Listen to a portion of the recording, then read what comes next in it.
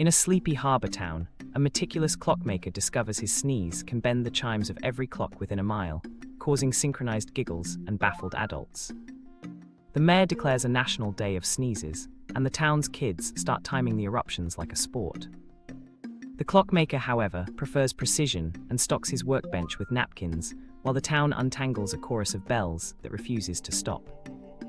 The spectacle ends with a perfectly calibrated sneeze that finally rings a straight note through the town.